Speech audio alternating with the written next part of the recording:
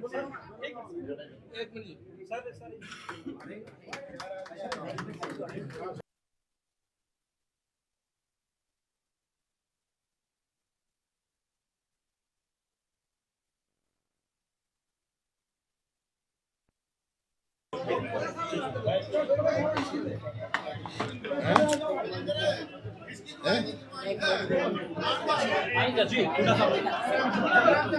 ये कह रहा हूँ, हमारी बहन कैलाशो सैनी 2 बार सांसद रही हैं, जिला परिषद की चेयरमैन रही हैं, बैकवर्ड क्लासेस लीडर हैं। आज बीजेपी छोड़ के कांग्रेस में शामिल हो रहे हैं। इनका बहुत बहुत स्वागत है। इनको पार्टी में स्वागत किया है सबने और इनको पार्टी में उचित मान सम्मान और स्थान मिलेगा। और इनके साथ और भी आए चेयरमैन है, तो जिला पंचायत समिति का चेयरमैन और भी बहुत सारे साथी आए। कितने लोग कितने बड़े चेहरे जो है आपके संपर्क में है ना, 40 लोग पूर्व विधायक, पूर्व सांसद 40 से ज्यादा ज्वाइन कर चुके हैं। एक लहर बनी हुई है कांग्रेस के पक्ष में, पूरे हरियाणा में एक लहर बनी हुई है। सर, क्या बड़े नेताओं के दौरे तय हो गए हैं? कौन कौन बड़े नेता चुनाव प्रचार के लिए आ रहे हैं?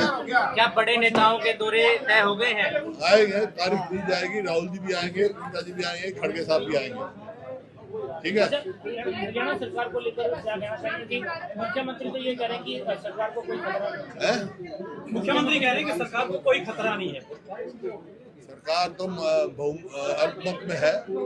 नैतिकता तो यही कहती है इस्तीफा देके, और गवर्नर साहब को हमने ज्ञापन दिया है, असेंबली डिसॉल्व करके चुनाव कराने चाहिए। सर, आखिरी सवाल, आप कहते हैं जेजेपी के साथ उनके सारे विधायक नहीं हैं, जबकि राज्यपाल को जो आपने लेटर लिखा उसमें लिखा है कि जेजेपी के 10 विधायक विपक्ष के साथ हैं। हाँ। वास्तविक स्थिति क्या है? वास्तविक स्थिति यह है, विप जारी होगा, सेशन बुलाएंगे, पता लग जाएगा है ही नहीं है, क्योंकि कुछ फॉर सेल है वहाँ। हमने हॉर्स ट्रेडिंग रोकने के लिए कहा है। ये हॉर्स ट्रेडिंग शुरू हो गई, 3 विधायक बनाने से मिल रहे हैं, 2 बढ़ाएंगे। ये हॉर्स ट्रेडिंग का एक संकेत है और हम हॉर्स ट्रेडिंग नहीं चाहते। इस वास्ते हम रेजोल्यूशन मांग रहे हैं। कैलाशो सैनी के अलावा और कौन शामिल हो रहे हैं? आज बहुत शामिल हुए सारे परिवार, उसके ब्लॉक के सरपंच जो हैं, ये सारे सरपंच बैठे, और मार्केट कमेटी के चेयरमैन है, हमारे साथ ब्लॉक समिति के चेयरमैन है, सरपंच है, बीजेपी से और भी कोई है महिला? बीजेपी से कोई और भी है इसके अलावा? और भी है, रोज हो रहे हैं, नाहरपुर से है बीजेपी के नेता ये कह रहे हैं कि कांग्रेस पार्टी गुमराह करके चुनाव लड़ रही है, लोगों को गुमराह करके। गुमराह तो वो कर रहे हैं, अपनी अचीवमेंट नहीं बता रहे। 10 साल में क्या किया। हरियाणा नंबर 1 था प्रति व्यक्ति आय में, प्रति व्यक्ति निवेश में, नौकरी देने में, कानून व्यवस्था में, खेल खिलाड़ी में। आज कृषि में नंबर 1, बेरोजगारी में नंबर 1 है, महंगाई में, अपराध में इतना बढ़ गया, लोग देख रहे हैं। कोई अचीवमेंट है नहीं, बस एक ही बात कहने आते हैं उनको। बस ये आज मैंने हुड्डा जी के नेतृत्व में आज मैंने कांग्रेस ज्वाइन करी है, और हुड्डा जी का बड़ा सफल नेतृत्व 10 सालों में एज ए मुख्यमंत्री यहाँ पर रहा है। हर वर्ग को उन्होंने सर आंखों पर रखा और उनके लिए जन कल्याणकारी कार्य करने का एक बहुत बड़ा इतिहास रहा है। इधर आज निर्मल नहीं, कंडीशन कुछ नहीं है। देखो, हुड्डा साहब को खुद पता होता है कि मेरा कार्यकर्ता या मेरा नेता कितना कैपेबल है, उसके लिए मुझे क्या करना है और वो पार्टी के लिए क्या कर सकता है। शर्त के तहत आए हो?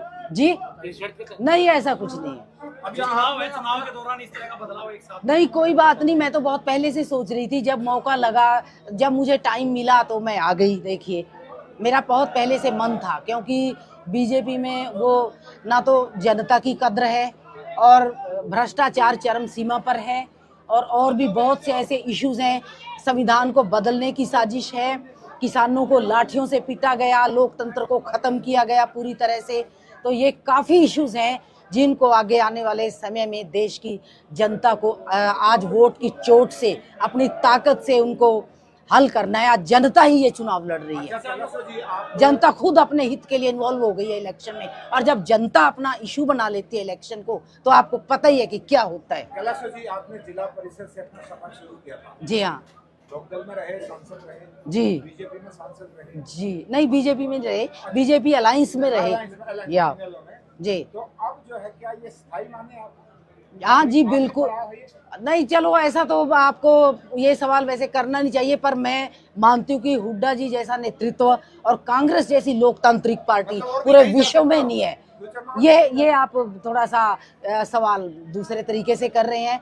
It is not required over here and ये कोई जरूरी नहीं इस तरह से पूछना, जब कोई और नहीं पूछ रहे हैं तो और पत्रकार ये इशू 2 बार पार्टी बदल चुके हैं, इसलिए सवाल बनता है। अरे ऐसा है, पार्टी में अपने जनता की आवाज उठाने के लिए गई थी मैं, जब जनता की आवाज ही नहीं उठाने दी जाती, मुझे किसान के मुद्दों के खिलाफ वहां पर आवाज उठानी थी और मैंने उठाई भी काफी हद तक, तो वो अच्छा नहीं लगा किसी को, उस समय तो फिर पार्टी का क्या करें, हमें तो जनता का हित चाहिए ना कि पार्टी का हित चाहिए। यहाँ बेहतर तरीके से उठा सकते या बेहतर तरीके से पूरी खुली छूट है, पहले भी हमने उठाया है और कितने इश्यूज हल करवाए हैं। काफी देर में समझ में आई ये बात। नहीं देर में नहीं समझ आई, बहुत पहले आ गई थी, समझ में बहुत पहले आ गई थी। हम यही सोचते रहे कि करेंगे बदलेंगे, क्योंकि मोदी जी पे थोड़ा सा यकीन था, लेकिन नहीं, वो भी अब चाटुकारों से घिर गए हैं और जनता के हित की कोई परवाह नहीं रही, ना भ्रष्टाचार की तरफ ही कोई ध्यान दिया जा रहा है कि किस तरह से जनता के गाढ़े खून पसीने की कमाई को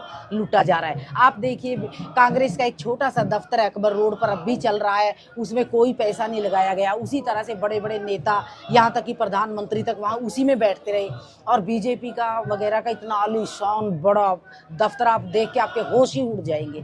तो इस तरह से नहीं करना चाहिए, जिस देश में इतनी समस्याएं मुंह बाए खड़ी हैं, किसान रो रहा हो अपनी एमएसपी अच्छा, पे, अलायंस के तो और भी बहुत सी चीजें हैं। तो अलायंस के सुशील गुप्ता है वहाँ, उनका प्रचार करेंगे? जी क्यों नहीं करेंगे, बिल्कुल करेंगे और जीतेंगे भी वो। एक मिनट